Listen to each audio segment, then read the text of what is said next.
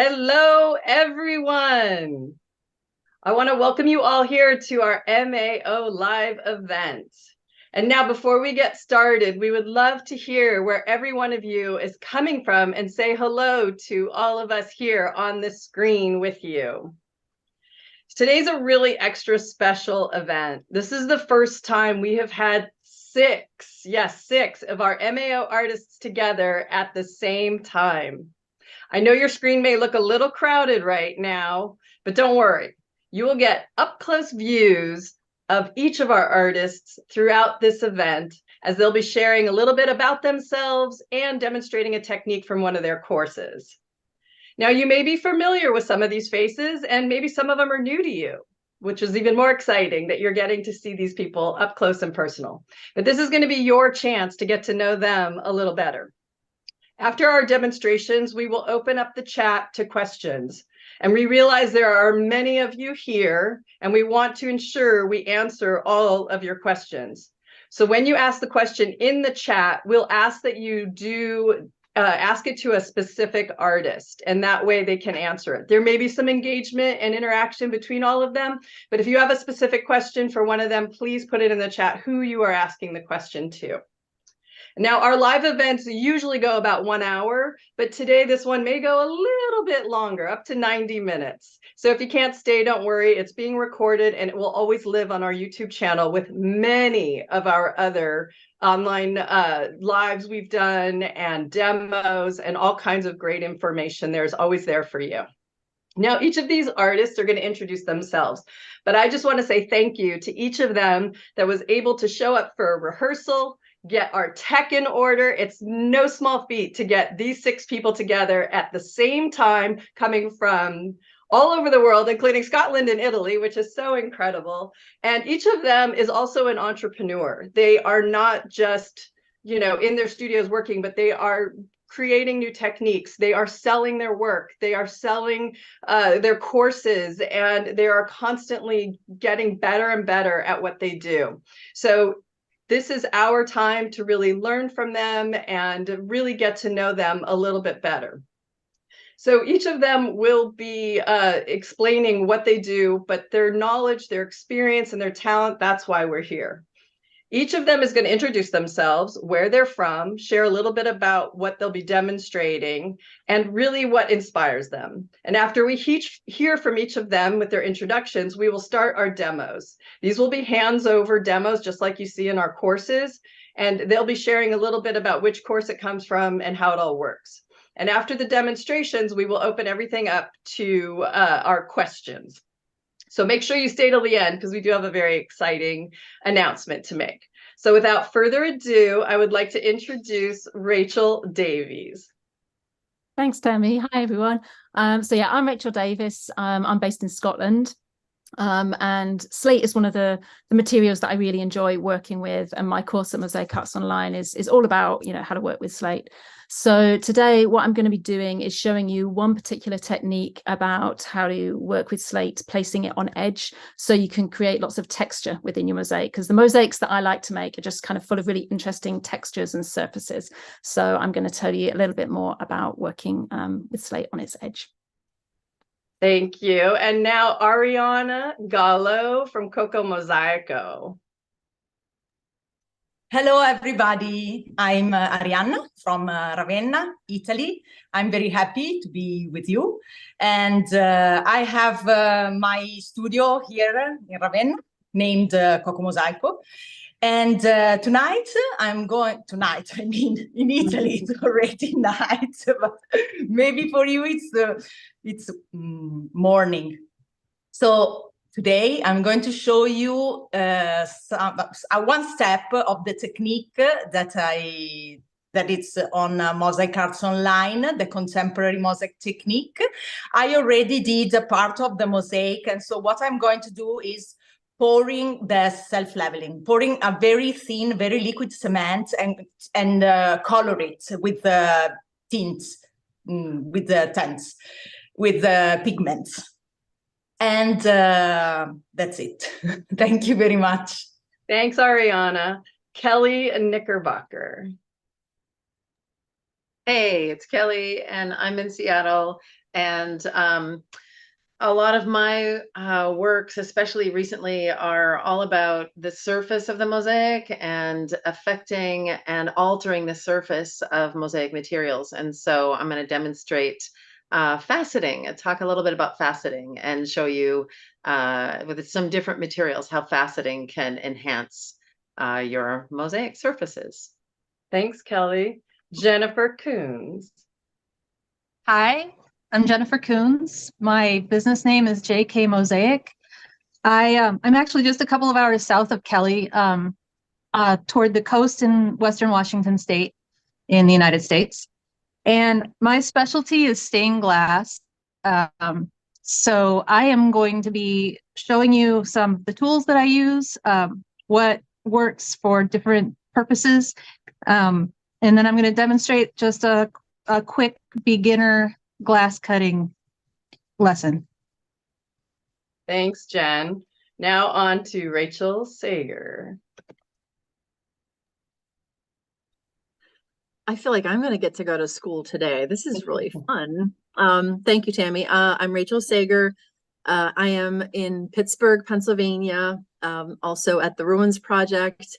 And my demo today is going to be kind of two courses that I teach on the Uncommon Canvas and Intuitive Mamischiato. So they kind of work together. So I'm going to do a little bit of a show and tell of how I choose my Uncommon Canvases, what those are, and how I prepare them before I set the Filati into them. And I'm going to do a little bit of Filati setting too. So thanks, Rachel. And last but not least, Miss Annabella Weber. Hello, I am Annabella Weber. I am currently on the other side of Pennsylvania from Rachel, closer to Philadelphia. I don't have a studio right now because I am sort of being a nomad for a while, hence no artwork behind me. So just some samples that you will see. At Mosaic Arts Online, I teach what I think of as pretty foundational courses, which are the basics of color theory and andamento and gradations. My favorite, however, is the language of mosaic through andamento. So how to modify or how to stretch the rules of andamento to speak different languages. So that's what I'm going to be playing with today. Awesome. Thank you, Annabella. So now that you see that 5 of us and me are on the screen, but we have Miss Rachel Davies ready to show her demo. So again, I'm going to give the whole screen to her. And please, again, if you have any questions, hold them until the end and pop them in the chat when we're ready.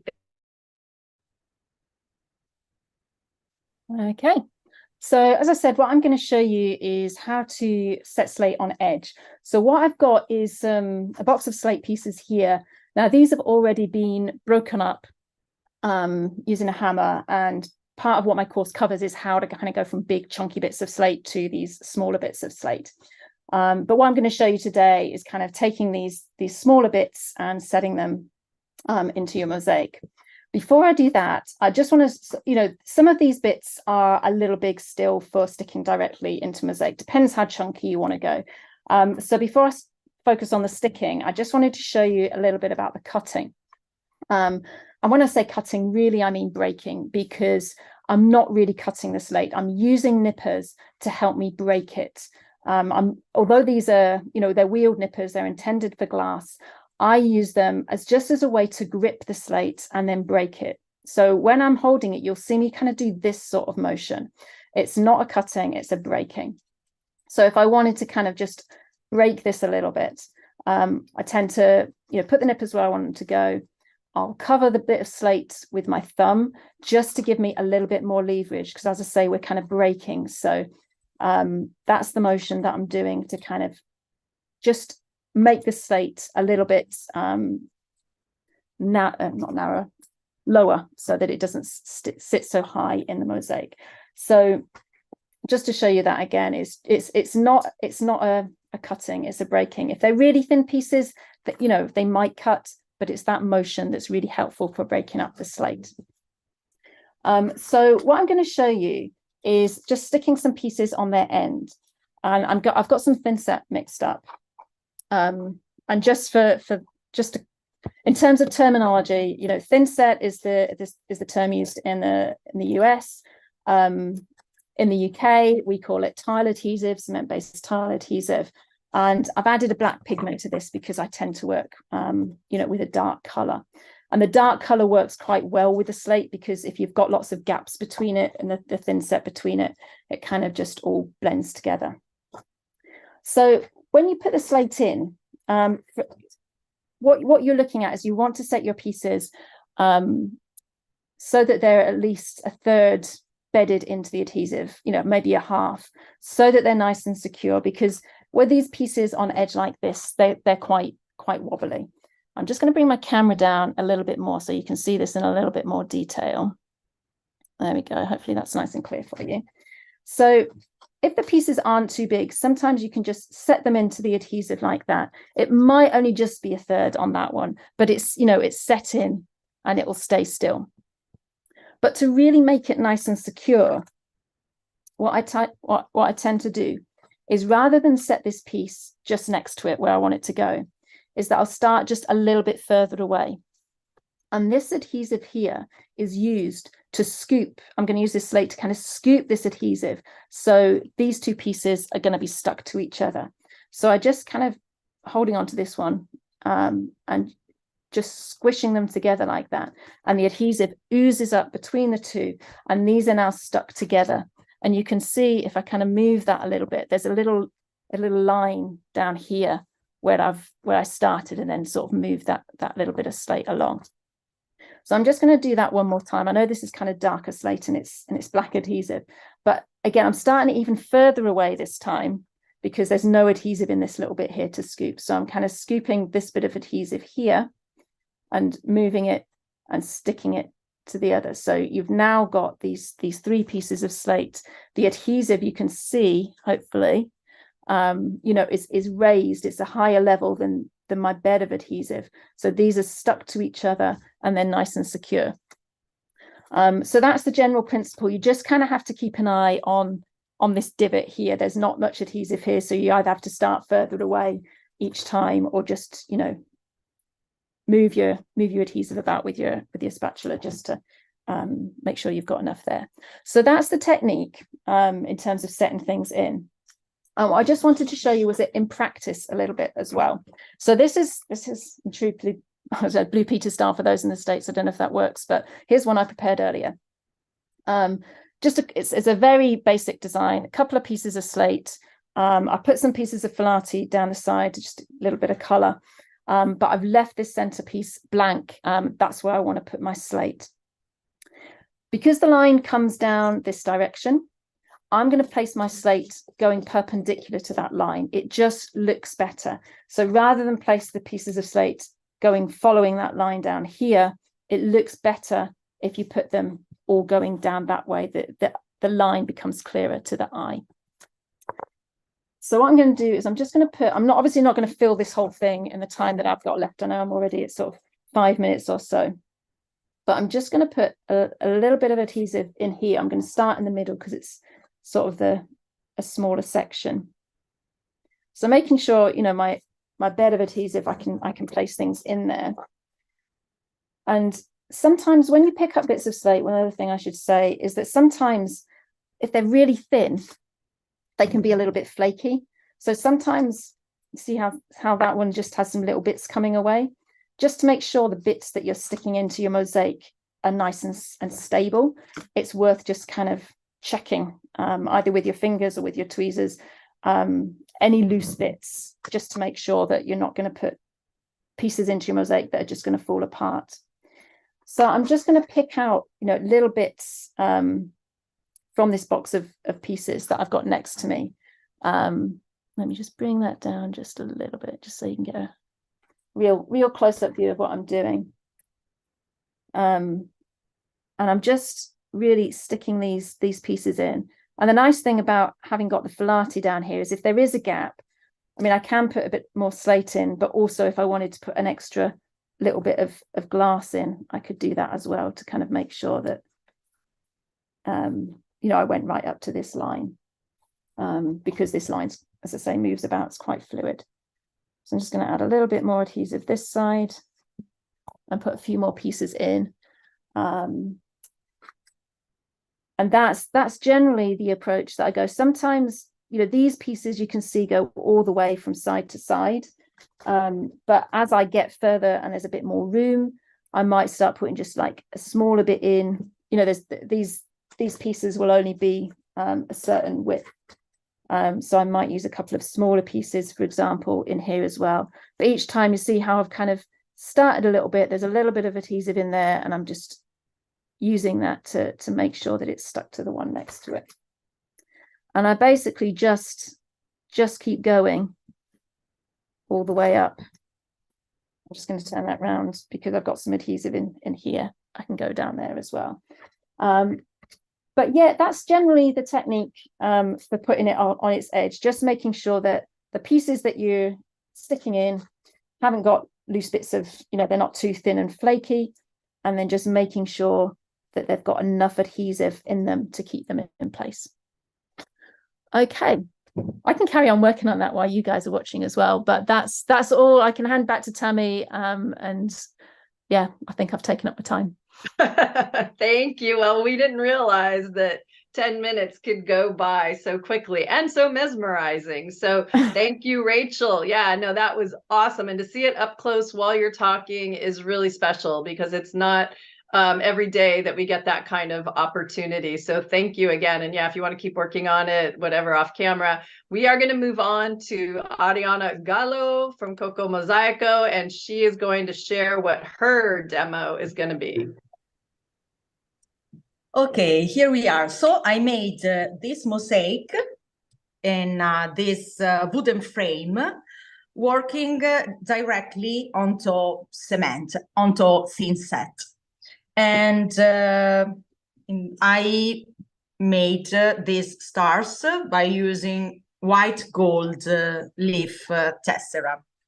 And when I use this technique, that is a direct technique, but in a contemporary way. So sometimes, like in this case, I like to leave the background for the pouring, to make a smooth effect for the background, and that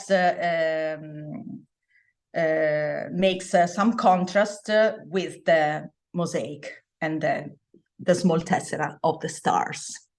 Okay, so what we need is the self-leveling, which is a powder, white powder. It's very common, the brown one, but of course you cannot paint, you cannot color the white powder, the brown powder. So the white is better. And what we need is also pigments, liquid pigments.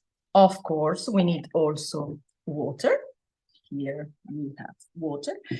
And the tweezers, we are going to use this pointed part, and some spatula to mix it. So now we start adding first the water, little by little. It's better to use the mask because of the dust, the cement dust. We would like to achieve a white liquid consistency.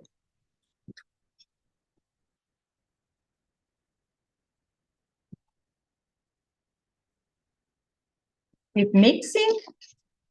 Check the bottom, because in the bottom often it remains a powder part. Okay. We check. So now it's a kind of creamy consistency. It's better to add a little bit more water. Okay. Here we are. So now we can add, since I would like to have a deep, quite dark blue, I add first a few drops of blue liquid pigment. Okay, I need more.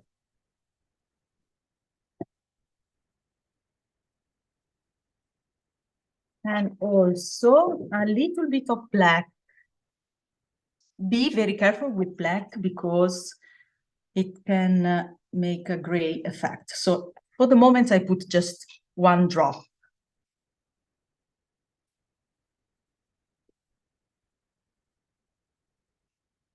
Okay.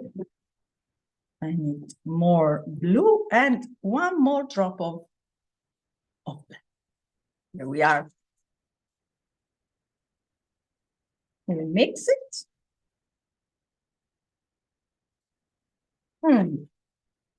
Almost there.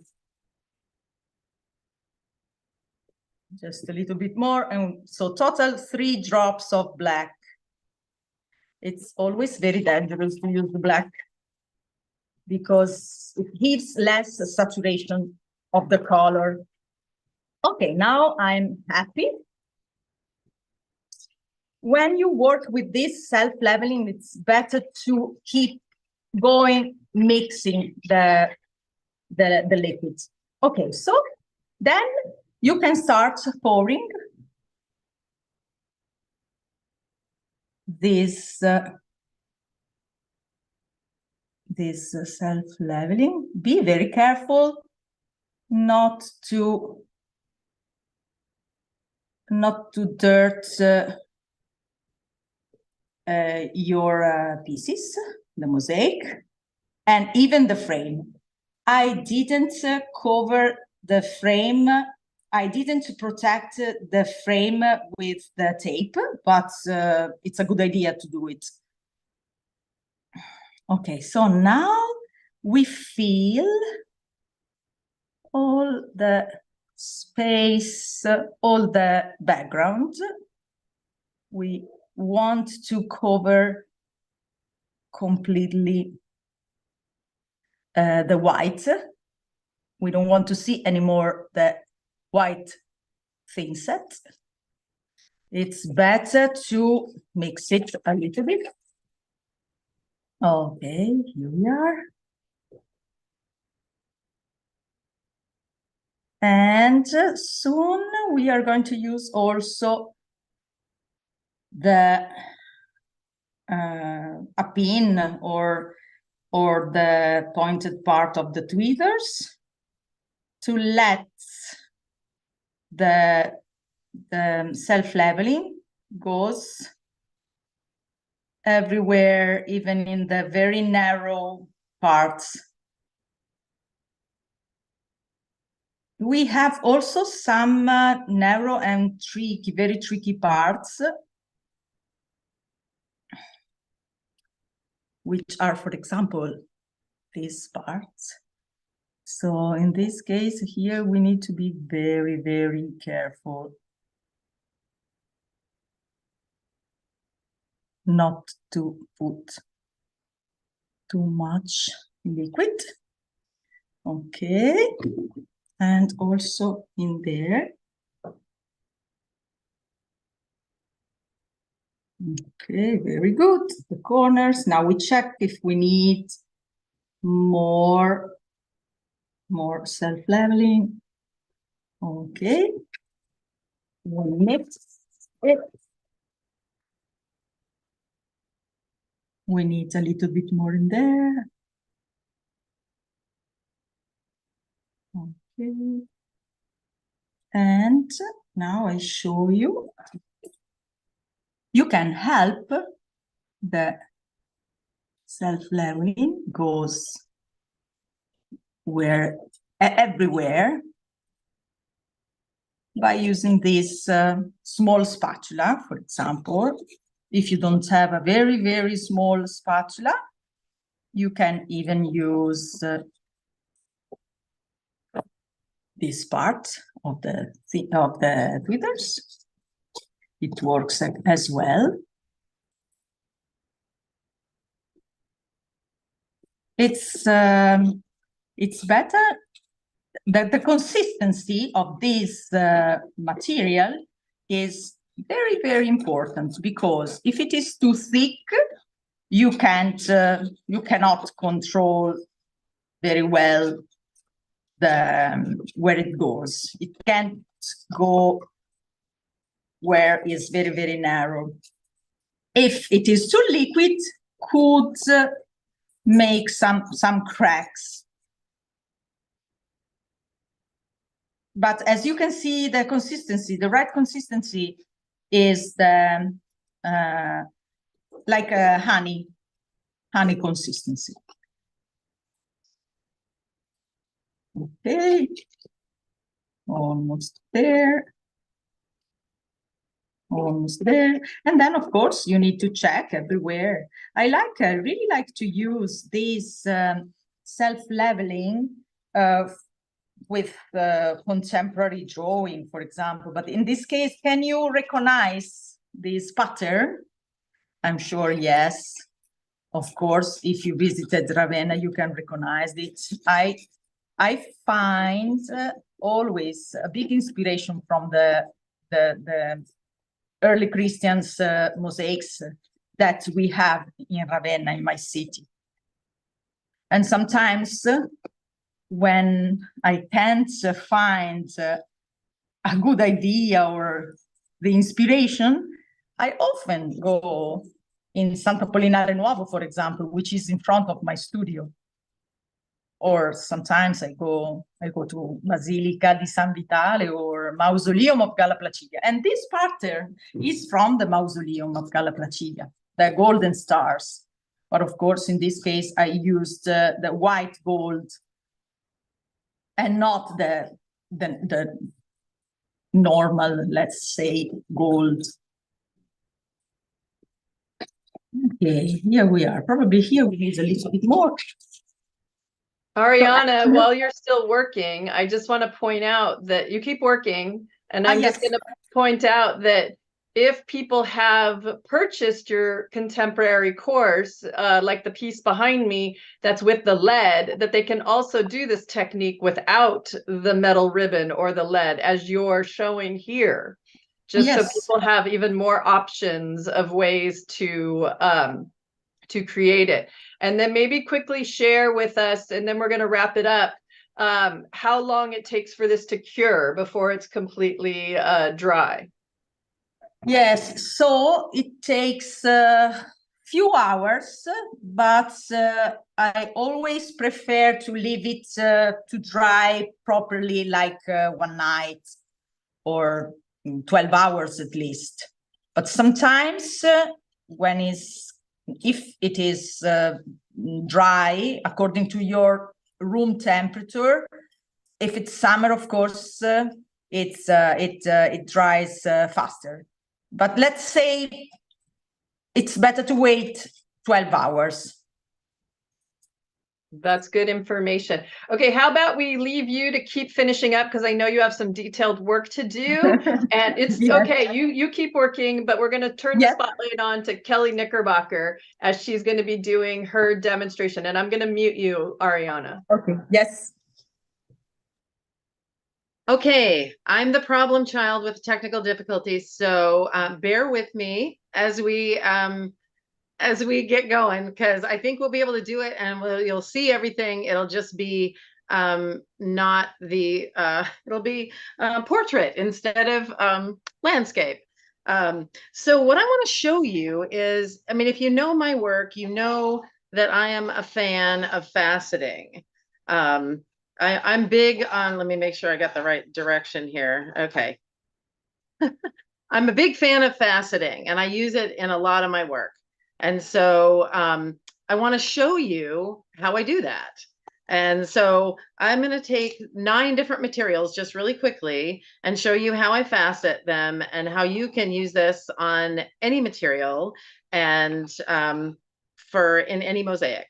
So this first one is just this your regular 2-inch porcelain, unglazed porcelain tile. Boring, boring, boring, very machined. But as soon as you take your nippers and do this very simple thing, I'm going to do this. It's this very simple way of doing on every single material. It's the same. So you take your nippers and you place them just under the surface of the material you're using, and just give a quick clip and look at immediately how what's the word I want to say, organic that becomes.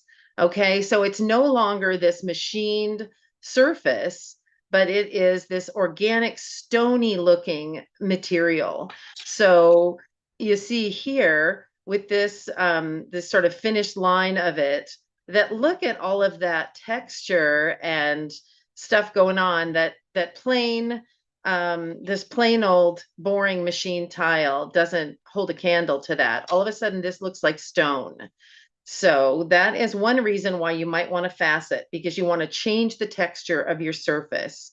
Okay. Another reason why, well, let's do another surface changer. You're all familiar with these little blobs, right? Just these little glass blobs.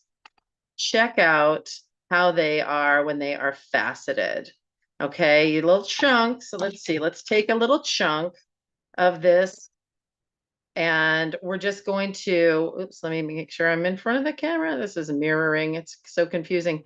Okay, right under the surface again. And we're just going to give a quick tick. And look at that beautiful conchoidal cut that happens. And it completely changes the texture. So I want to point that out again. And also in this little sample that has, where am I? Where's my camera? This little sample that has, it is using the back and the front of the glass blob. So notice how mottled the back is. Beautiful. Also looks great when you facet that. So you get all this different texture out of one. You'd never believe that this was this boring little glass blob. Okay. So faceting can change the world in my opinion. Okay. So that's a couple. Let's see. How about stone? Let's do stone. Okay. So this is just a piece of granite floor tile. So it's shiny. You've seen it. It's got little copper flecks in it, and it's very, very highly polished, which again is a man-made machined thing, right? It's a process that makes it a bit more sterile. But again, when you take your nippers and you just grab that just under the surface, give it a little tick, and you expose the raw granite underneath, which is this beautiful gray silver, and it's not shiny. So another reason to facet is to take advantage of a different, to change the reflectivity of your surface. So you expose that lovely rough silvery granite, and you still get a bit of the shine. So you can play with that and have as much or as little as you like of either by how much you facet the piece. Okay, so that's granite. So another reason you might want to facet would be to add another color to your palette. So this is just a black and white tile. Ooh, hello. Black and white tile, right? Just a little ceramic tile. Okay, 2-incher. But its clay body is this pale, it's like a pale terracotta. And so if we just tick off a bit of that surface, we get this little tick of rust in our piece.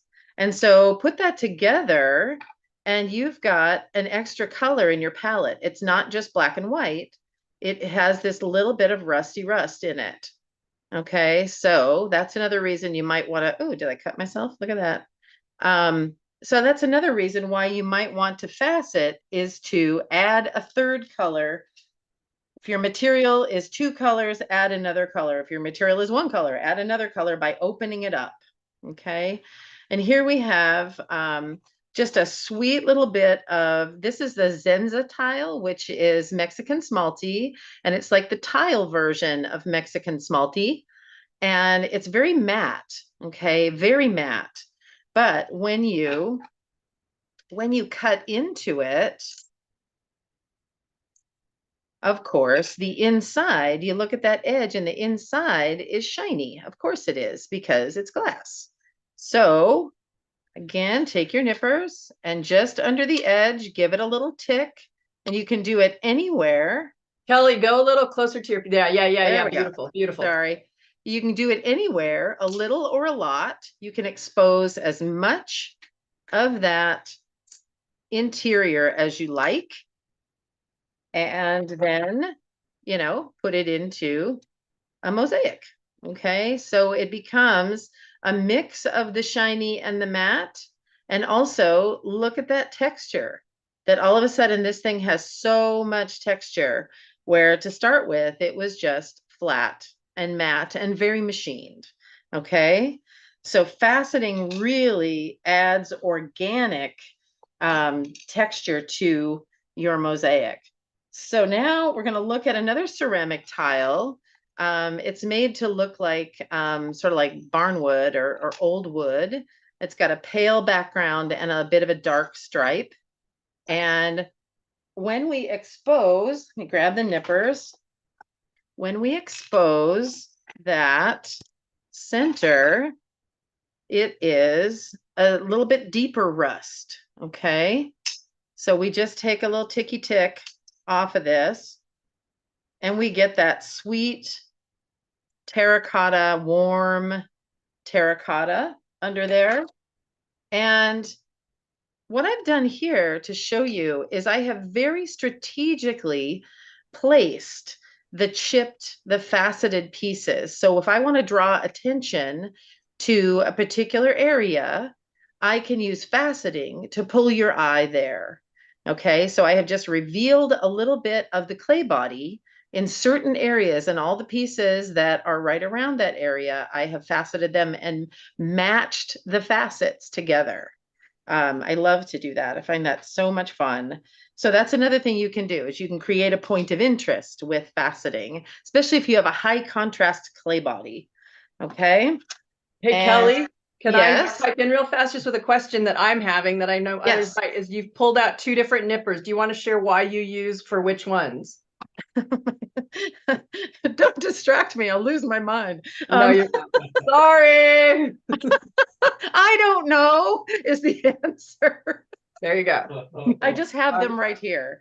And Okay. usually I usually use my Britas for the light glass stuff. The Britas aren't really meant to, like, this is a 3/8 inch floor tile. It is a burly Hummer, you know, so I'm not going to use my Britas on that. But that's when I pull out my Montolets and make sure I've got those on hand, my big old burly bad boys here, which I use most of the time. Oh, there goes my one light. Okay. Back to color. Okay, so back to faceting. So this particular floor tile has this gorgeous mottled black and white and cream surface. And when I do a little tick here, take off the surface, it's this gorgeous, deep brick. It's a very thick glaze, and it has this deep, beautiful brick undertone or clay body. And so I love that high contrast. I absolutely adore that high contrast. So I will often use that.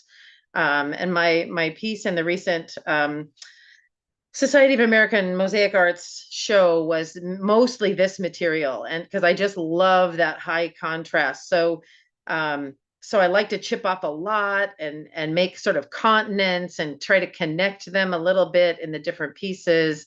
And these larger bits, you notice that I'm faceting the narrower pieces, and these larger bits, I of course facet on the hammer and hardy. Not with my nippers, because I can't, they're wider than the throat of my nippers. I'm not sure why my light is continuing to go off, but there you go. So this is just a super high contrast to show, you know, different ways I can, or you can, you know, sort of arrange the non-faceted bits into continents or whatever to suit your whim. And just a reminder that this is all from my surface treatments, finishing school, surface treatments for mosaic. And so this is, of course, a technique that has to be done at the beginning when you're first setting your mosaic. You can't do it afterwards, although I do go over some techniques there that you can do after your mosaic is completed, but this is one that has to be done before. So just a few more. This is a big old thick glass tile from Bedrock Industries here in Seattle. It's a recycled glass tile, super thick. It's like 3/8 of an inch thick. So I usually use my Montolets on it, even though it's glass. So you get the how to do it, take the tick off the top. And so what this does in this beautiful thick glass tile is it gives me a change in reflectivity again, and also a change in texture, because that surface of that tile is so shiny and so flat. So I love to just bust that up, and all of a sudden it looks ancient. And I love that. Faceting adds character and age and that kind of beauty to mosaic. So I think I just have one more to show you, and that is I'm so totally in love with metallic dishes right now. I'm not sure why, since I'm not really a bling person, but these weird porcelain dishes that have this gold glaze, I'm just fascinated with them. And I'm using them in all kinds of ways right now. And so I've taken this little 2-line mosaic, and just in the construction, I have ticked a little bit of glaze, of that gold glaze, off the ends of these skinny pieces. And then when I've laid these 2 lines of mosaic down, I laid them down, and then I'm gonna see if I can show you this. When I look at it this way, you see how it's sort of concave? Because the places where the glaze is gone, I punched those into the mortar. So there's actually a curvature, happening in those 2 lines of mosaic. I'll just show that again, how it's curved when you look at it sideways, because I punched in those ends. And so the faceting just allowed me to create an interest point there, as well as the dip in that's where it dips down the furthest, but it also just serves again to pull your eye there and to really go to that center line and follow it all the way through. So that's what I have for you. Thanks for paying attention, and go forth and facet, I say, in every way that you possibly can, with every material that you possibly can, because it's freaking amazing. Back to you, Tami.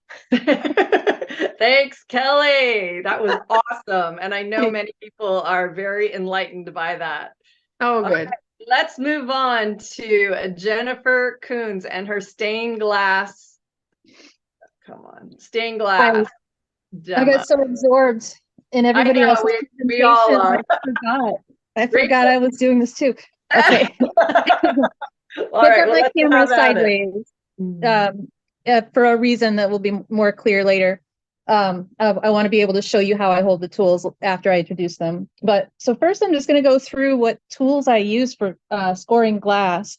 One of the things that I teach on Mosaic Arts Online is precision cutting stained glass for mosaic, and it's showing you how to cut your stained glass by hand and without needing a grinder. So all your pieces are cut to the shape you want them to be without having to further grind them, and that's no shade to grinding. There's a place for it. It's just not for me. So most people have been introduced to cutting stained glass with a pistol grip.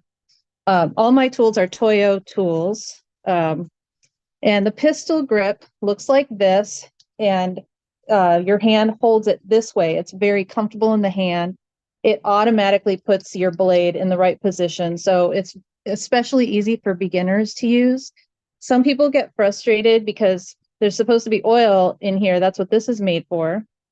But with the pistol grip, sometimes the oil flows out too fast because there's just not enough of a vacuum effect happening. I still like to use the oil in it. It's just handy for me. But you can also put oil in like a little bottle cap or something and just dip the tip of your blade in that to keep it oiled. And the oil is important for lubricating your score. That helps it break more consistently and accurately. So the pistol grip is very comfortable in the hand. It's really good for people with any kind of hand strength issues or quavering hands, weakness, arthritis. This can be the right tool for that person. For me, it can, I don't have as much control as I do with the other tools, but I always do keep it on hand because if I'm just doing like easy cutting, this is the tool that I'm going to use. And the way I use it is I actually hold it like this, and this helps me to have more control if I place my finger over the top, or sometimes even just lean the finger of my other hand behind it. That helps me control that score. So that's the pistol grip. If you've taken any of my classes, also there's a tool here that I haven't talked about in earlier classes before this year. This I always talked about as my favorite. This is the one I learned on. It feels most natural to me, and I have the most control with this. It's called the comfort grip, and I've also called it the pencil grip because I hold it like a pencil. And I think that's another way to talk about it. So with this one, you have to pay attention to the direction and the angle because it's not an automatic thing like it is with this one. The correct way to do this is to make a peace sign, lay this in between and hold it like this. That's not how I learned, and I hold it like this. So for me, this feels uncomfortable, and it puts my wrist into a weird angle. So you want it to be, it can be anywhere from this angle to this angle. And I score toward me and then away rather than starting away and pulling toward. But I'm going to demonstrate the actual scoring later on. Right now, I'm just talking about tools. So the new favorite tool for me has become the custom grip. And the reason it's called a custom grip is because it can flip around to 4 different positions. So this unscrews. This is also where you put in your oil. Something about oil is that you need to use cutting oil that's specifically made for these. Sometimes people will tell you to use other kinds of oils, and they can erode the filaments that are inside of the cutting head. I have a little extra rubber washer that I use to keep my paddle from moving around so much. But this paddle can flip around to different positions. This spacer can be put here or here. So I've figured out through trial and error that this is the position that works best for me in my hands. I have big hands, and so I need it like just in this very specific position. So yeah, my little extra rubber washer just keeps this paddle from flipping around and having to reposition it every time. And then the reason that this is my new favorite is because it puts the pressure on this part of my hand. So my hand rests on that paddle. And then I only have to use light pressure and strength with my fingers to keep holding this blade in place. So I have the control and I have the comfort. And as I'm getting older, my hands are developing arthritis, hence the brace. So that's become really important to me, the ergonomics. So those are the 3 tools. And then I also wanted to show you, because some of you will see when you go to buy these, that there are 2 different blade heads that you'll see, a narrow one and a wide one. And what is that for? Is this one is more for contouring when you're scoring. And this big one is more for if you're just doing straight scores. And if you want to line it up against a straight edge, this is a nice blade to have for just doing a lot of straight cuts. Then there are the pliers, and these are 2 different kinds of running pliers. They're need to be held in a specific position that I will show you. So I'll just mention 2. I like the big ones best. The small ones they have a spring, makes it so you don't have to use your fingers to bring it back into position every time. So that's really handy. And then especially I've noticed that my students who have smaller hands than I do, these are a lot more comfortable for them. And then I like the bigger ones. I wish that they had a spring in them because I have to use my pinky to bring it back into position every time. There's a screw here that helps adjust how much space there is between what I think of as a platypus mouth, and pay attention to the direction that the platypus mouth is so basically I tell people it looks like a platypus mouth. It should be in a frowning position and not a smiling position when you go to break your glass. So that's something to pay attention to. And the last tool for glass scoring are these breaker Grosier pliers. And some people just call them breakers or grosiers. They're breakers when they're in this position, and they're used for pulling the smaller pieces or thinner pieces of glass down. And it needs to be, the flat side is on top when you're doing it, when you're pulling those pieces off. And I even sometimes put little eyeballs on, because when I'm teaching, it makes it easier for students to see that it should look like a smiling alligator in that position. When you hold it this way, it's for grosing, and this rounded section is for sort of grinding off. You can grind off shards, you can round your pieces, you can use this more for shaping. So that's what all the tools are. Now, I have a piece of glass here that I've been trying to keep warm because my studio is really cold. One thing you should know about glass is that it gets more brittle when it's cold. So later today, my studio heat is finally going to be installed, and I won't hopefully have this problem anymore, but I have a heat gun sitting next to me that I've been kind of trying to keep this warm. And not like hot warm, but just room temperature is good. It's just that I'm probably at about 45 degrees out here. So to cut glass, you want your scoring tool to be at an angle. You want the little screw to be facing up.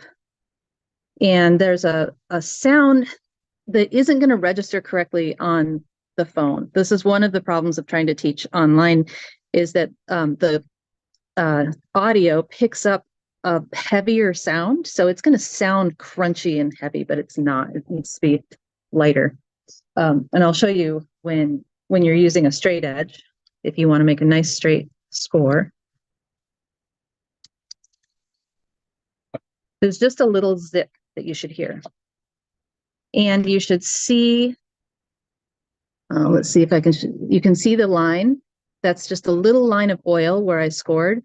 And if I run my thumbnail across it, I can feel it, but you don't see like a crunchy, crumbly line. If you see anything that looks chalky on your line, you're scoring too deep or you don't have oil in your scorer. So then the running pliers are used this way. There's a little line on the very top of the running plier. Let's see if I can show you. And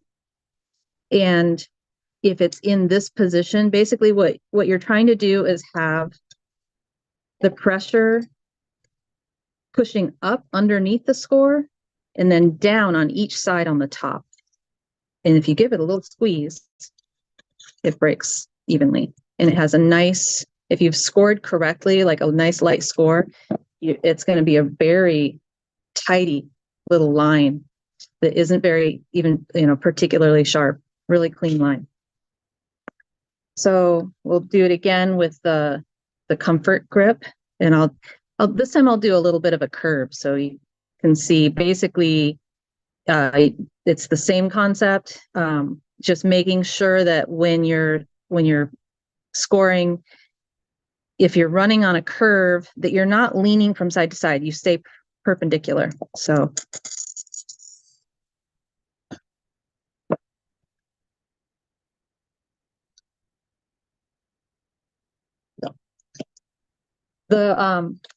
these scores can get more and more complex. And in the cutting class on Mosaic Arts Online, I get more into really tricky shapes. With the pistol grip, same thing. And I'll tell you the reason that I start toward me and move away, there's no hard and fast rule for that. You can start here and pull back if that's your habit. But I'm usually trying to match, like you can kind of see in the piece behind me, I'm matching my pieces and making them fit together very in a very specific way. So I'll draw my line on my glass, and if my hand is up here, I can't see the line. So it's really hard to actually follow it. If I start down here, I can follow the line more easily. So that's the only reason. So again, quick and easy. One little thing to know is if you're going along and you realize something went wrong or you got distracted, never pick up the tool while you're mid score. I'm just holding it steady. I'm holding that pressure while I'm talking, even though I stopped, and then I can continue on. if I picked up my tool and then tried to keep going, I would end up with a divot here that would a jiggity jog, because there would be a break in the line. The way that these are used is more for small pieces. So if I wanted to just cut just a little section off the end, then I take these and I take the end of the alligator's nose and I place it right up against that score. And then I'm pulling down. So I'm not pulling away. I'm just gently pulling down and it pulls it right off. And that is essentially the beginner section of the class that I teach. So it gets more and more complex from there. I taught all kinds of tips and tricks. We talk more about difficult glass, because each of these, this is actually the easiest glass to score. This is the Oceanside Spectrum line. And these are the fusibles. They're all fusible now. They're Spectrum 96. And it's super easy. It's very flat, you can see, to score. The glass gets more and more tricky as you get into some more hand-rolled glass. It can have different pigments that will make it more brittle, different techniques for making the glass that will make it more brittle. So if it's a hand-rolled, I'll show you another pieces in my little pile over here. If it's like this, it's going to be a trickier one to cut. Yakagani is going to be a little more difficult. Bullseye will be a little more difficult.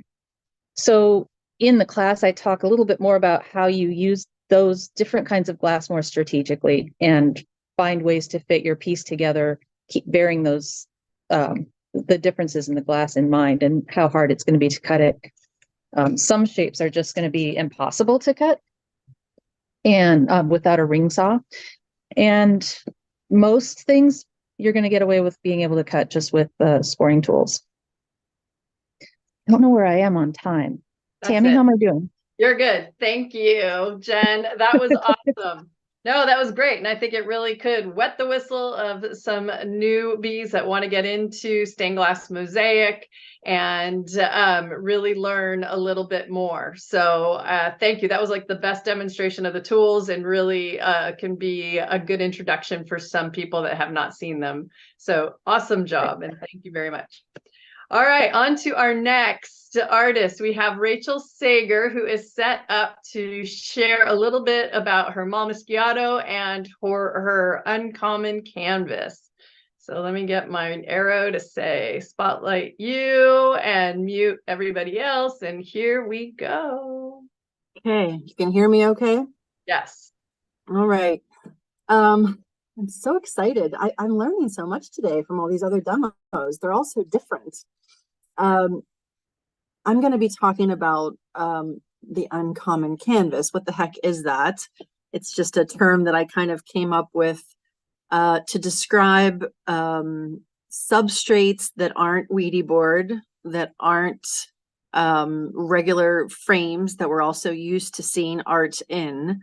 And I'm going to use 3 examples here and talk about each one a little bit.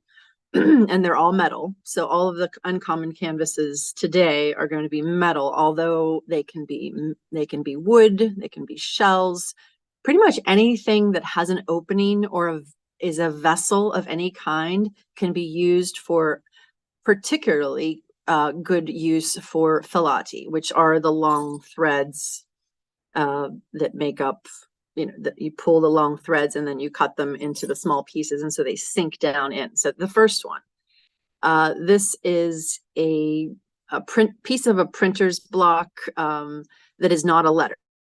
So I have a whole big giant bucket of letters from a printing press. And when I went through them and, we're trying to find letters that I liked, I found these wonderful little openings, and I think that they're spacers, but I've never used a printing press, but I assume that they might be the spacers between the letters or between paragraphs. And so if you notice, it's square, it has a flat bottom, it has straight sides, and it's perfect for setting epoxy sculpt inside of, and then setting your filati inside of of the opening. I'm going to show you a little demo of epoxy sculpt in a minute, but this example is in some ways the easiest shape to do what I'm going to be doing today. The next one is one of my beloved rust belt nuts. So this is an industrial nut. You can see the thickness here. It's the back, and it's open, right? So this one has a bottom. This one has no bottom, but it sits flat on a surface. And that's a very important part of what makes it easy. So I'll just show you. I'm going to get a little piece of plastic and put my nut on top of the plastic. And when I work with epoxy sculpt and I set, I fill this void in with my bed of epoxy sculpt and do all my work, and here I'll just show you a little. Oh, you know what? Actually, I meant to show you. Let's go do that first. So here's the little printer's piece. And then this is an example of another one that I did with the Filati. Let's see how close I can get.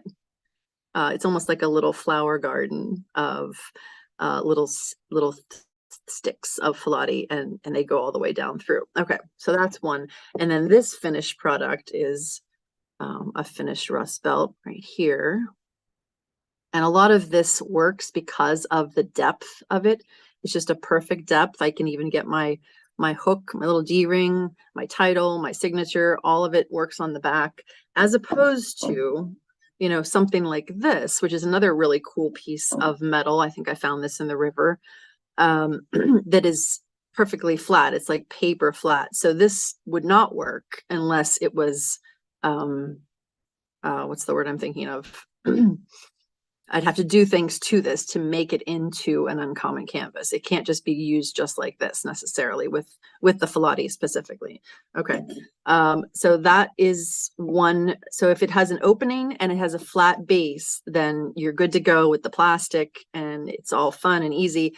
Now this third one, which is a new piece that I have found recently at a tractor graveyard. I go to places like that to find these things. You get to go to scrap yards, flea markets, especially for the rusty bits of things. You just have to kind of do some exploring around wherever you are, because there are places like that everywhere. I think this was a piece of a tractor conveyor belt, something to do with maybe corn planting, and there were lots of them, and they were all connected to each other. But what attracted me to this one was that it's like a little easel. Look at that. It sits by itself. It's like a frame, a substrate, and an easel all in one piece. You could turn it this way, So the finished one, I'll show you. This is the first one I've done. All filled with the Filati and or Malmischiato.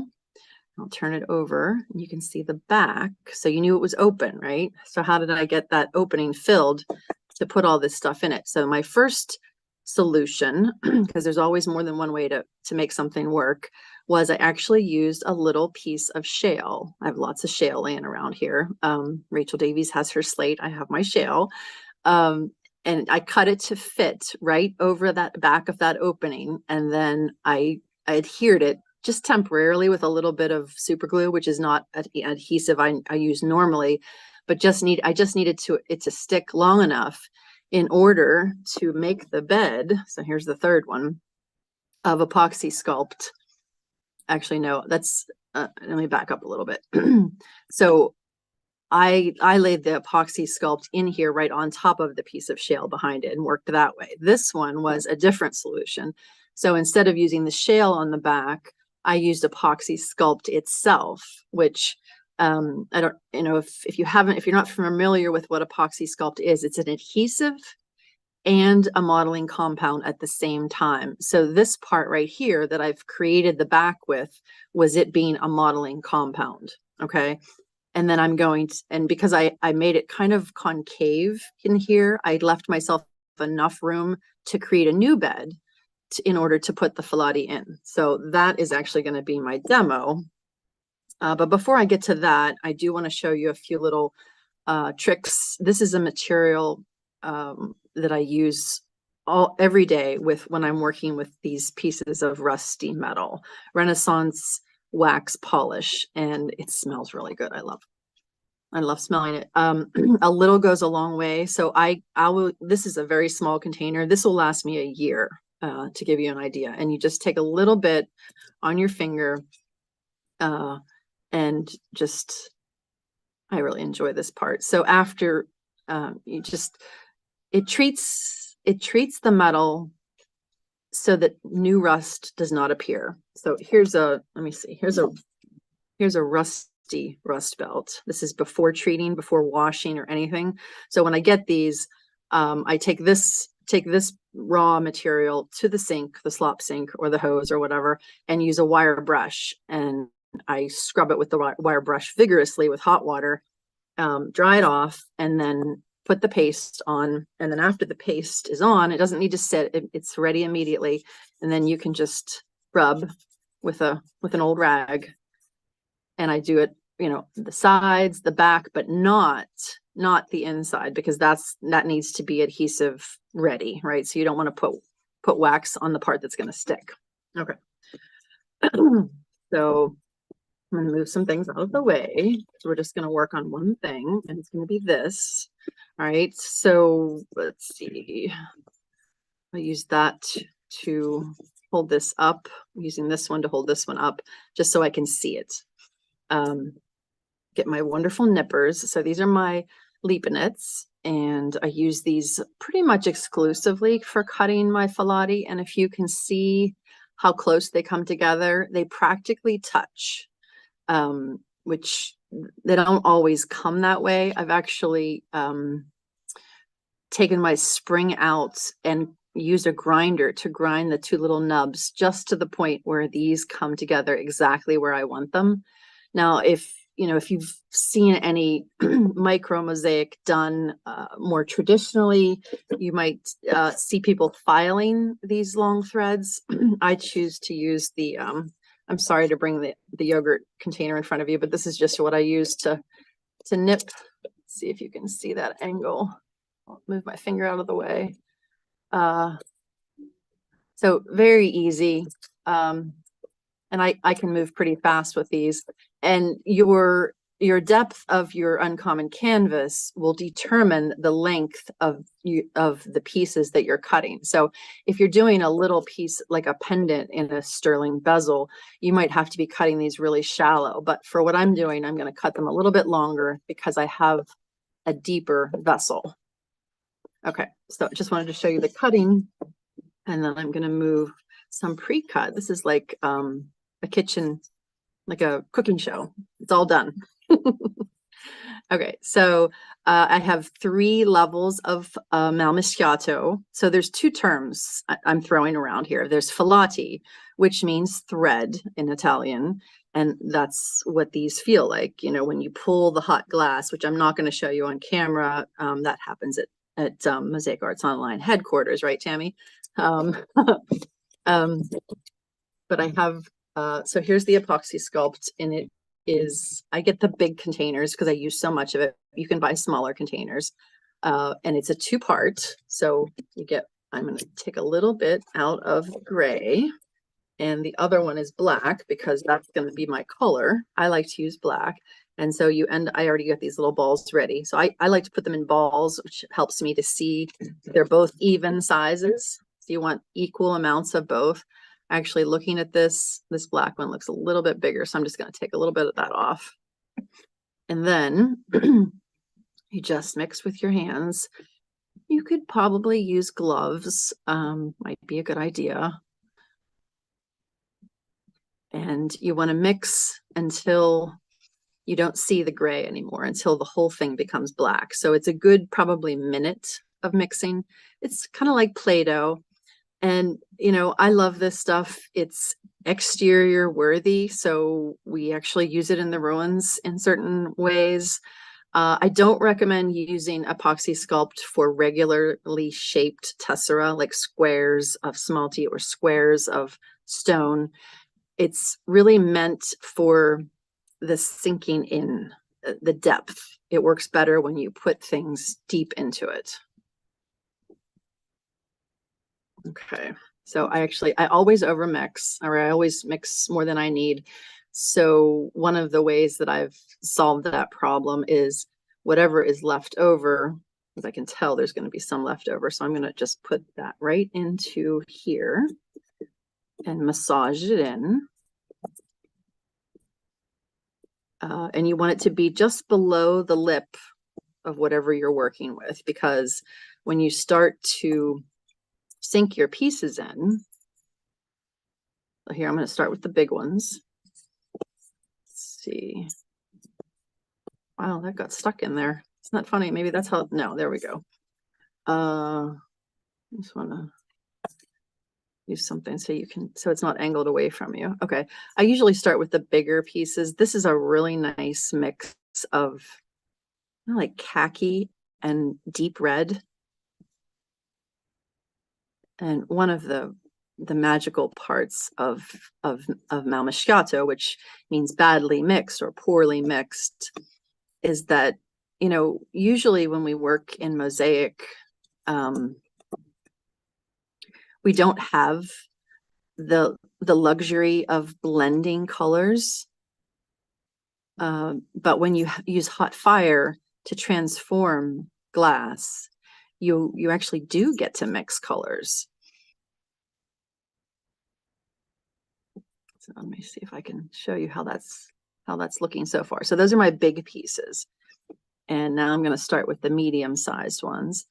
And my my way of thinking about working with micro mosaic, and I know some of these pieces are bigger than a micro mosaic would be, is that you need at least 3 sizes. I usually, you know, lean more towards 7 different sizes. So when you're pulling your hot glass, you need to teach yourself how to create all the different sizes and widths. The widths is what I mean, widths of the filotti, because the smaller, the medium, and the bigger all come together to create the dense, you know, let's say tiny interstices, because we have these circles or amoeba shaped. We're not working with the square tessera, like I'm sure Anabella is going to be talking about square tessera next, because we're working with rounded edges. There's always going to be little spaces in between these. And then when you get to this size, which is more like horsehair size, look how small that is. That's when you get the finer work. And I'm not there yet at all. So one of my rules of thumb is that when I think I'm done, I try to work for another half an hour longer and just keep filling in and filling in, which is really ironic because, you know, my whole first part of my mosaic life was always talking about, don't fill in the spaces, you have to build the line, right? And now I fill in the spaces every day. It's funny. Rachel, you and Ariana both are creating pieces that can't be stopped. That's right. That's right. Yeah. Rachel Davies. So I am going to let you continue working on camera, but we're going to move on to Anabella because my concern is that our Zoom is scheduled for 2 hours and I don't want people to miss out asking questions. So I'm going to have you continue working with your camera that way. And I am going to now introduce our last demo, which is Annabella Weber. Hi. So you're not seeing mosaic. And just very quickly, in my courses, I relate how we set tessera to typography because I think it's really easy to see. And what I want people is to actually see. It's to learn how to see how spacing differences and size differences make a huge difference. And so we are going to go into mosaic in a moment. But I also wanted to offer that just like typefaces have sort of personalities, and they're even more prevalent when we have color. All of that to me is about the same in mosaic. This is the actual class sample from my course, in which I show sort of the Roman way of setting, in which the pieces are all very regular. These are less regular pieces, but very close together. All of these are following more or less andamento rules. There are some do nots here, but that I go into in the courses. But this is all about the same, right? So the lines are following each other. They're split pretty much always in the same ways. But the look and feel of it all is very, very different. Get this out of the way.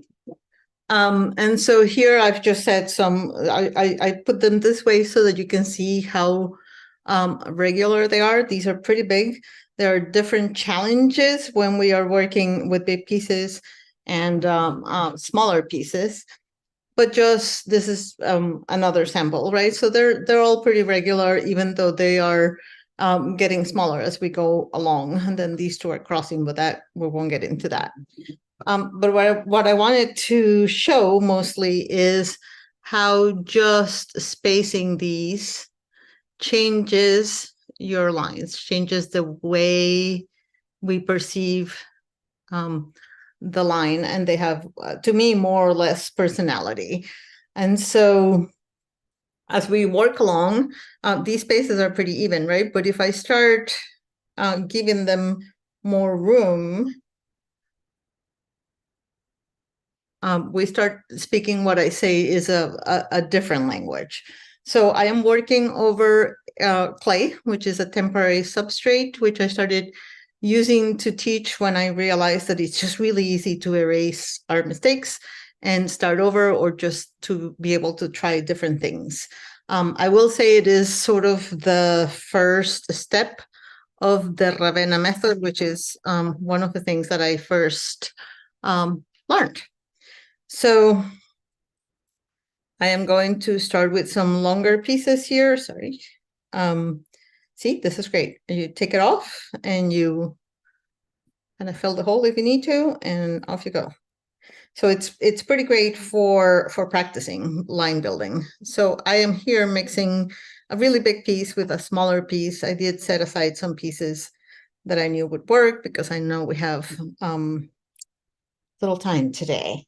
I am mixing some colors, so I can mix some colors, or go from a gradation from one color to another, different ways. So even with bigger pieces, you can still get a lot of play, a lot of definition of different languages. So I'm going to work on those in a minute, but these are just some very straight lines made with pretty much the same size tessera, all in one color.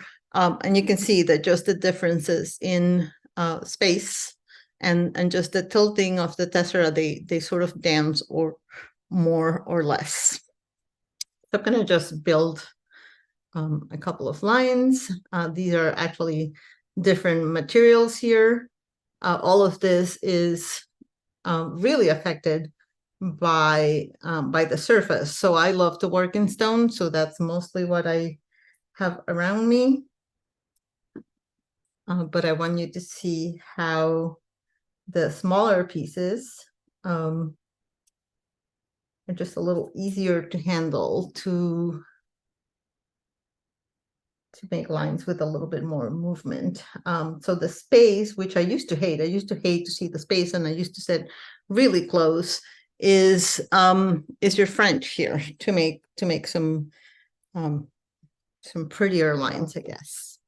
I want to show this material, which is just, I don't even know what they're called. I think these are the sweeties or something. I rarely ever use man-made materials. Certainly not anything that is usually not smelty in glass. But these kind of dovetail a little bit into what Kelley was talking about, because they get cut into different shapes, and they can be placed and used with different reflectivity to make pretty lines. Apparently I can't speak today and also do, so bear with me. But I try to shy away from the very mechanical edges, yet I love what happens when these materials get cut. maybe wouldn't do that.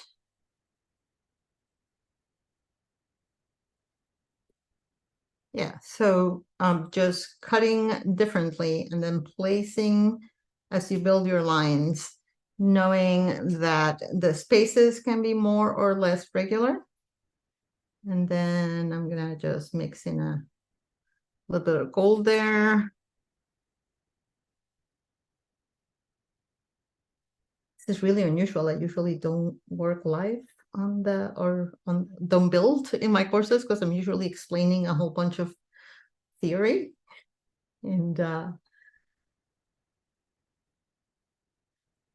this is all okay.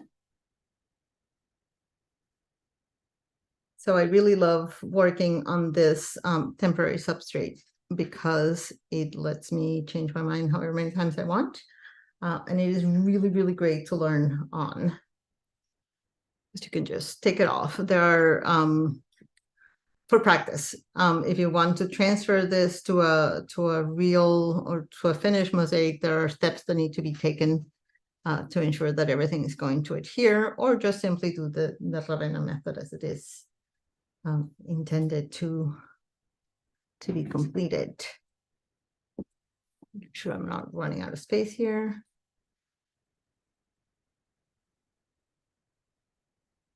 So this doesn't necessarily only apply to lines and to andamento. I have a sample here of a piece in which I was sort of fighting with myself to break away from lines. And so here there are still some lines, but you can see how the spacing kind of makes sort of like an ellipsis or a question. I talk about some of my pieces as screaming and whispering and talking quietly or being really, really loud. And so all of that is happening, and it is happening even in the places where there is no andamento. All of these are just sort of fading away, and what questions does that bring? So when you're working, especially in abstract, where we're trying to represent a lot of different ideas without representing them in a pictorial way, it is pretty great to use the language of the mosaic, of the lines or of the materials to say what we mean. I'll work a little bit more. I can go back to bigger pieces if I want. And also just sort of start fading them away as I need to.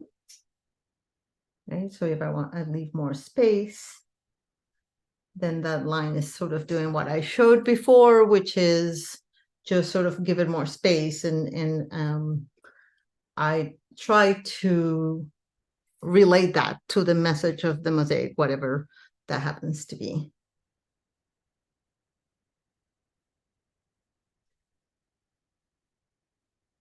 Yeah.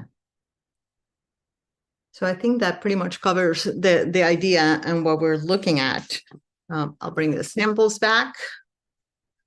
And this is what is normally 3 days of a class. And I think 4 hours on the online course to 10 minutes or less, I hope. I know, seriously. I mean, come on. Who gets to watch all of you as you produce your courses, am mesmerized by each of you and wanted to just keep going. It's like a drug.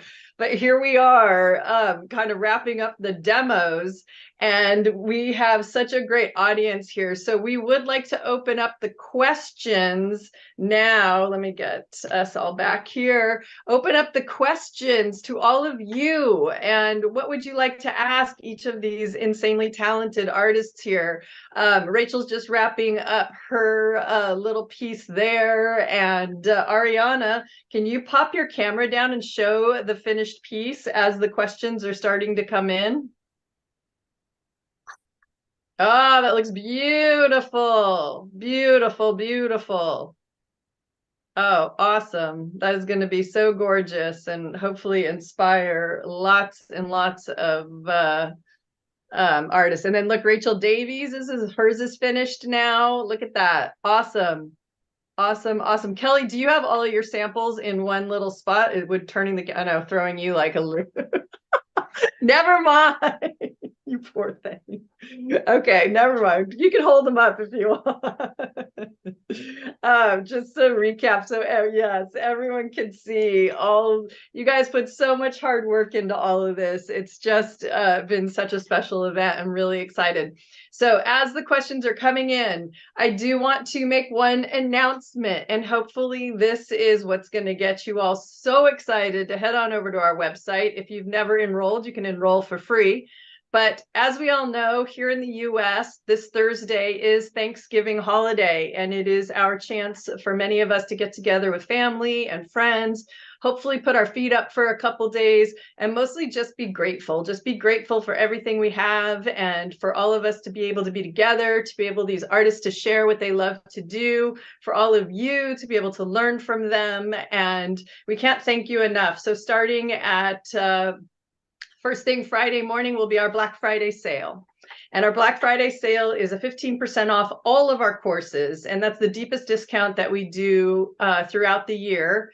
And it is going to go until Monday at midnight. So you will have 4 full days to do shopping and purchasing of our courses, but don't have to get into them right away. All of our courses, you can purchase them and save money from the Black Friday sale, and then watch them whenever it's convenient for you. Watch them and watch them and watch them over and over again. You'll learn something new. There's a lot of crossover that you might have experienced seeing these artists work today, in how Rachel pulls the glass and then it can be used like Rachel Davies did in her piece. You can see how Kelley facets it, and then she does her version of her andamento, and how Anabella does hers. There's so much crossover. There's so much rich technique and content in all of these courses. So this is your chance to save some money. The bundles are not necessary during our sale, because that's what the bundle savings is. So all courses will be 15% off.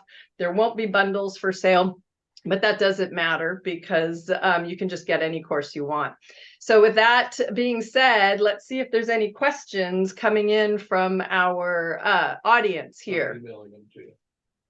Yeah, I've just been told I'm being emailed. Hang on one second here.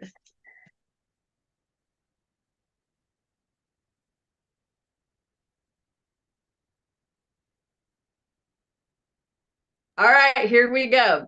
This question is for Arianna. It's from Michelle. What type of liquid pigment did you use, and it is available in the US? Okay, so you can use liquid pigments like this one, for example.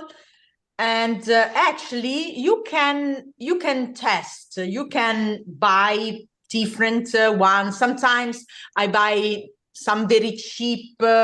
I have in my I have a collection of those. Some are very, very cheap.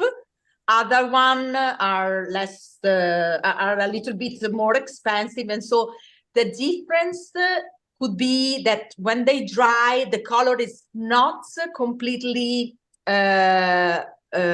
one color, not completely flat. But when it's very cheap, sometimes it makes a kind of small dots, darker dots all around, which I love. And so I suggest you to just buy liquid pigments and do some tests.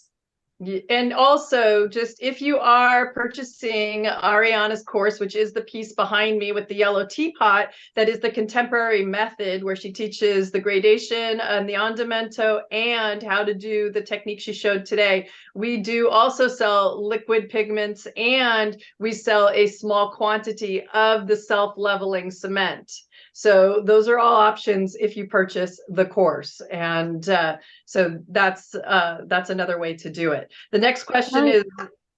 Can I jump in, Tami? Sorry. Yeah. Just in connection to that, because I've had a little play with the self-leveling cement as well, but I added a powdered pigment to the when it was dry before mixing it up. And you obviously don't get, we saw Arianna like mixing and getting it just to the right color. You obviously don't get that if you add the powdered pigment, but if you have got powdered pigment and add it in first, you could do a test or something to see what color is, but you don't, if you can't get hold of the liquids and you've got powdered, you can add dry to dry and then mix it up.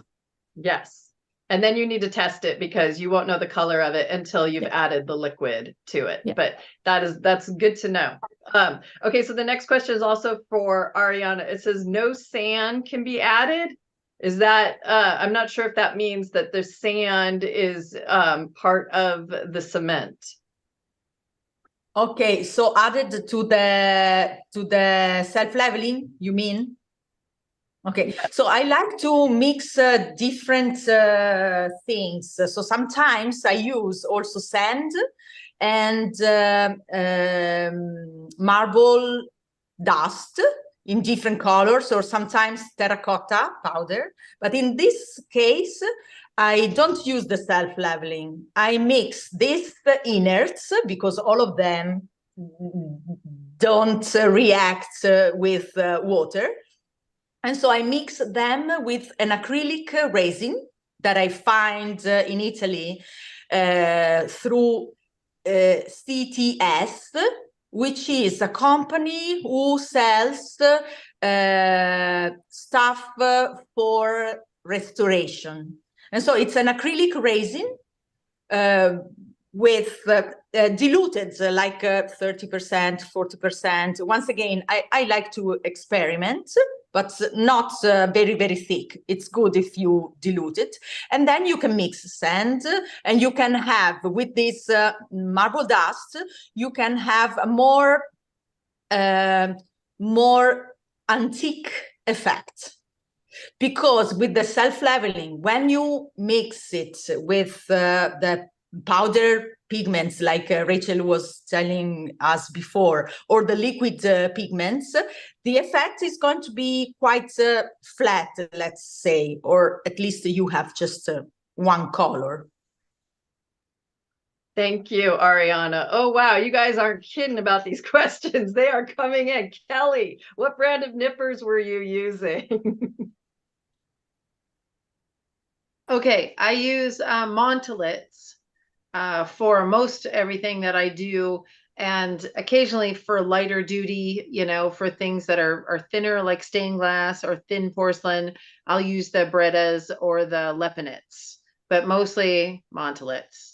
I'll send it for the Thank you. And just so people understand, the Brettas right now are not available. So if you are trying to shop for those, they are not available. There are some new nippers coming out on the market that we will be announcing in December, coming from Wits End, that are the C-Bells, but the QEPs are also something. But as Kelley said, she uses her Montolets or her Brettas.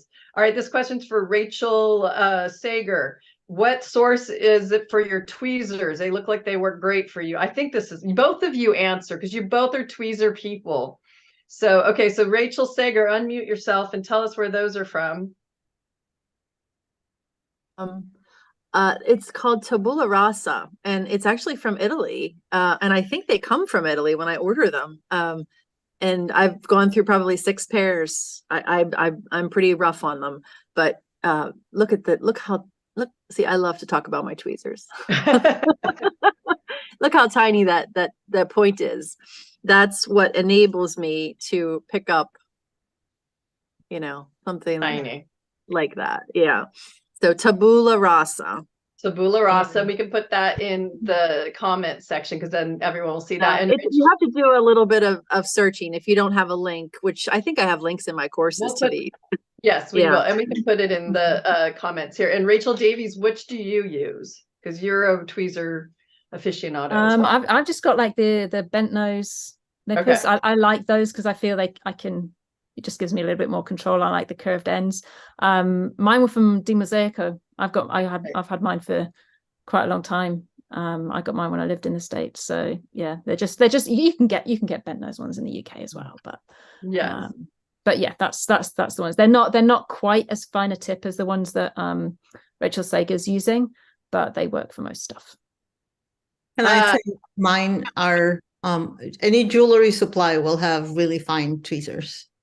Yes, absolutely. Yeah, there's a whole. Can I just say to that? I agree that they do, but this is not just about the fine tip for me. They actually have a really high tension on them, which for whatever reason just works for my hand. And I do believe that they're just a very, it's a personal choice, and maybe you have to try a few different pairs, but I love the rubber on these and the tension. So it's not just about the point. And I have looked on the other fine. These are the only ones that make sense for me. So anyway, I'm done. I will plug a really fast tweezer story. When Kate Kerrigan was here filming her course, tweezers are her right and her left hand. And she swore she packed them. She tore everything apart 3, 4, 5 times. And when she sent me the picture, when she got back home to her studio, she showed me how they were just stuck in this little ridge in her workspace. And she didn't have them. And that made for a very challenging time while she was here, which she still made a great course and piece. But tweezers are very important to the artists. And Jennifer, someone's asking what people with arthritis, what's the best way and tools that they can use? Well, that's where I've been using these more than I used to. I really didn't like these at first.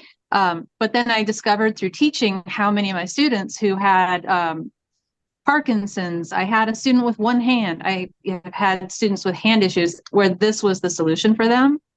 The way your hand wraps around it, it's more comfortable. And then for me, it's been this one because of the taking the pressure off of my fingers. And then I'm planning on soon investing, just for teaching purposes and to check it out, in the cutter's mate, which is a pretty expensive contraption that has an arm on it.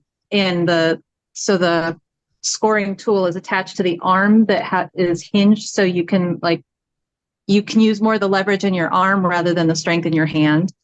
And that's about all I've got right now. I mean, if this continues to get worse, and I'll try whatever I can. I've been doing shots, and I'll probably resort to surgery. And then if worse comes to worse, I'll find a different way to do it. And then with nippers, I do some of the styles that I work in are, I use smaller pieces where I nip, and it's been the Bretta for me.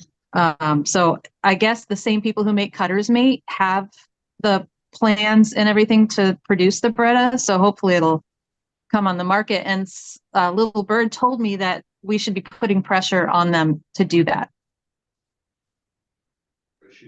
So I have 2 more questions for you, Jen. One is someone's asking what your cutting mat is that you were cutting on. It is. So if you ever buy stained glass paper, it's this. This is my favorite cutting mat. I also use scraps of cork flooring that were left over from project. Something that's got a little bit of give to it, but I like the paper because then when I have shards, like every 2 or 3 cuts, I pick it up and I shake those shards off and start again, or I can just lift it and push the shards back a few times, so it's just that a little bit of cushion underneath, so you're not on a really hard flat surface, which will cause it to break the wrong way.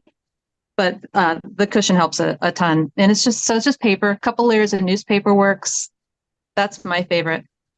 And one more fast question. Someone's asking if your hand brace is waterproof. It's plastic. Yeah, it is. So I just wash my hands with it on all the time, but I put a lot of wear and tear on them. Yeah. It's not ideal. I hear you. Annabella, someone is asking, how do you keep your temporary clay substrate from drying out? So traditionally, if it's regular potter's clay, you have to cover it with plastic. It really depends on the conditions, the weather. So sometimes if you wet it, it can be too wet. I am actually using a plastilina, which is sculptor's clay, and it doesn't actually ever dry. So it has drawbacks. It is not good for, well, I can't say that because I've done the Ravenna method with it, but it is not traditionally used. There are concerns with that because that has some oil, and so that would be a longer explanation. But just cover it with plastic, make sure that it's not in the sun or whatever. Right. Someone's asking, they're coming to Scotland next year. And Rachel, do you do studio tours? I don't at the moment. If anyone follows me or has recently had emails from me, will know that cleaning out my studio is on my to-do list. There's no space for people to come and look at my studio at the moment. That may change. I've had students that have been in touch and said, I'm visiting the area, can I come by? It's certainly not as grand as a studio tour, but I'm open to people getting in touch sometimes and saying, I'm in the area, is it convenient for kind of pop by? But certainly it's not a place that's open to the public. So it's best to find you, just message you on Instagram. It's best to get in touch. And if I'm around and it's in a reasonable state, that's one thing. But yeah. Thank you. Kelley, someone is asking, do you use the hammer and hardy to make smaller chunks before faceting? Ooh, that is a really good question. Sometimes, yes, because the faceting shapes are different.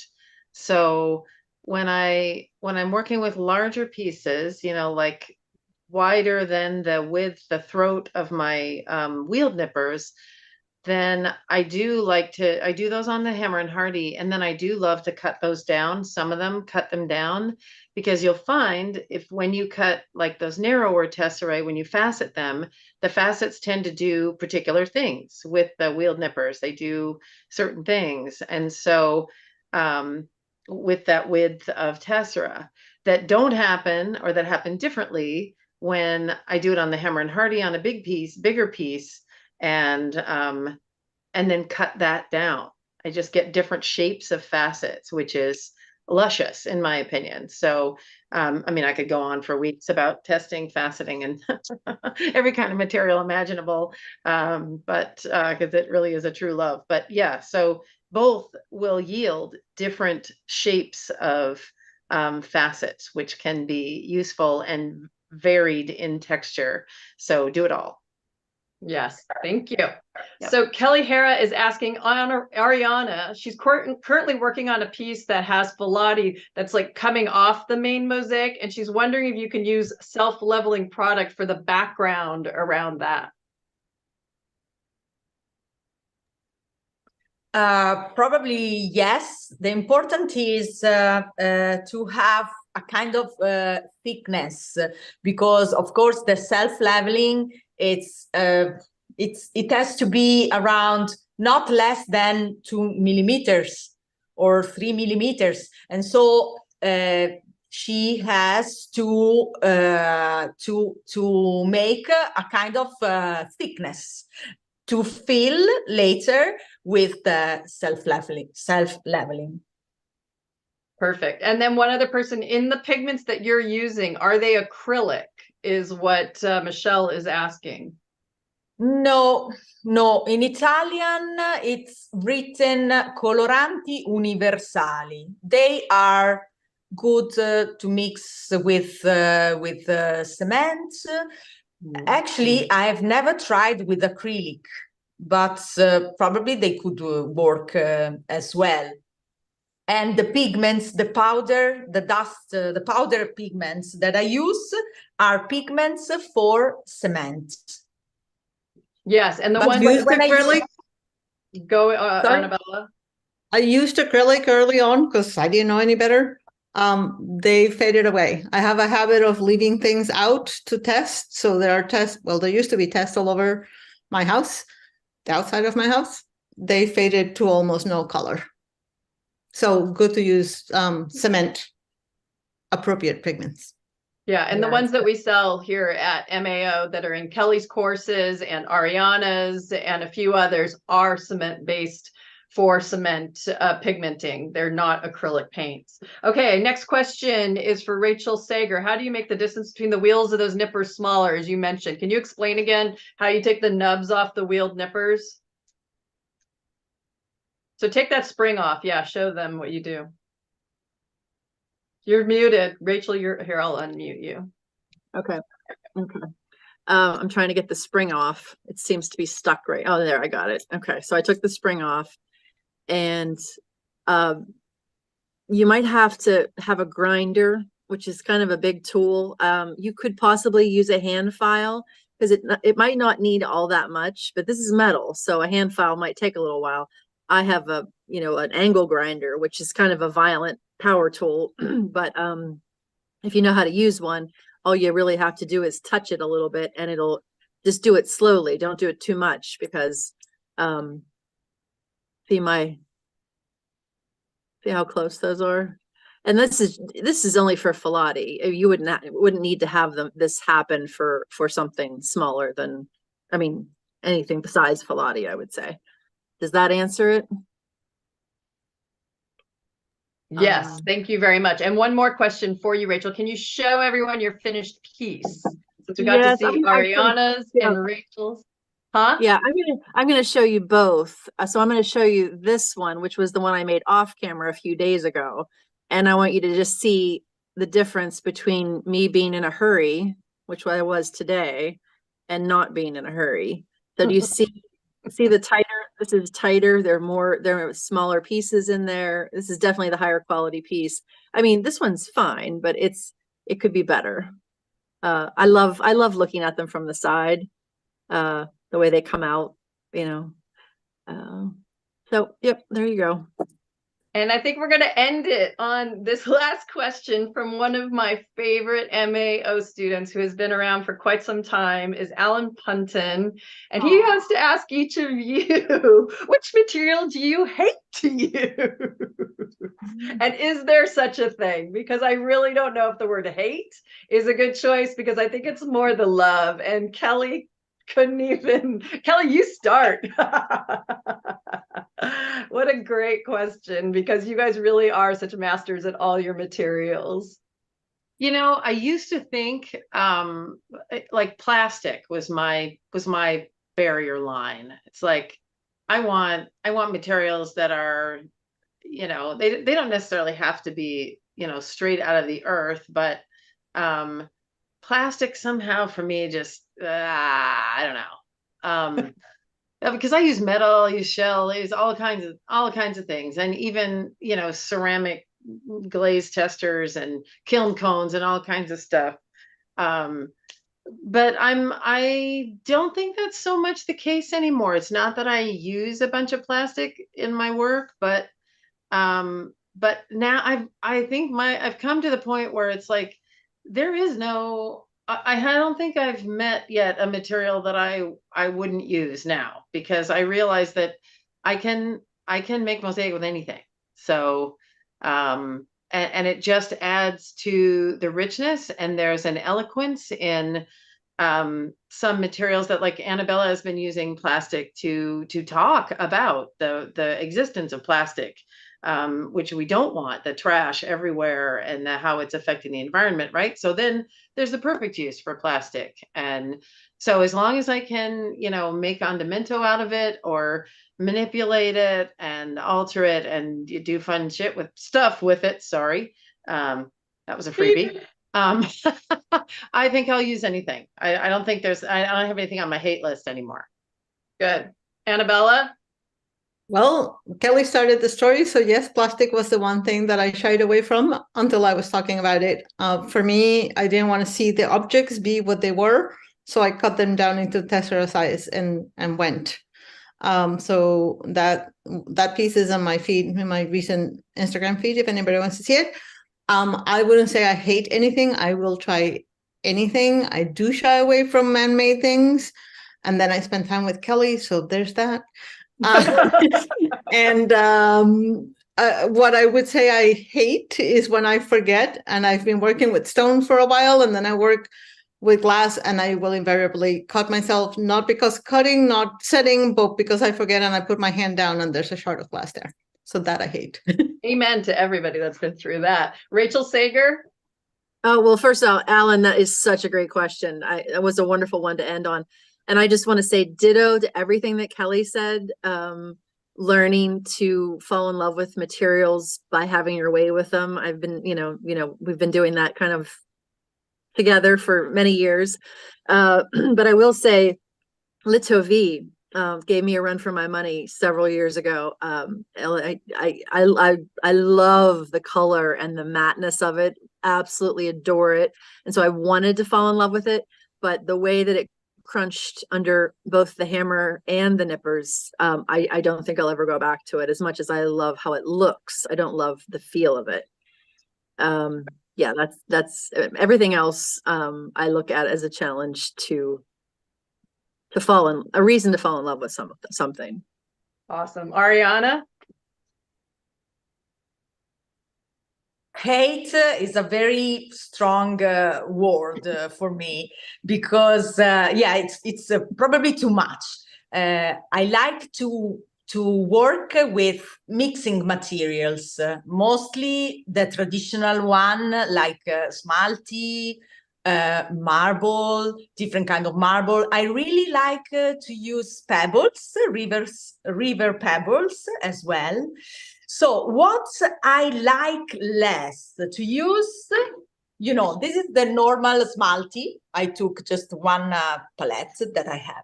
Do you know that exists always from Orsoni, the transparent one? Okay, so I don't like to use this. I don't like the effect, the transparent effect, because it's very, as a tessera, it has the same thickness of a smalty tessera.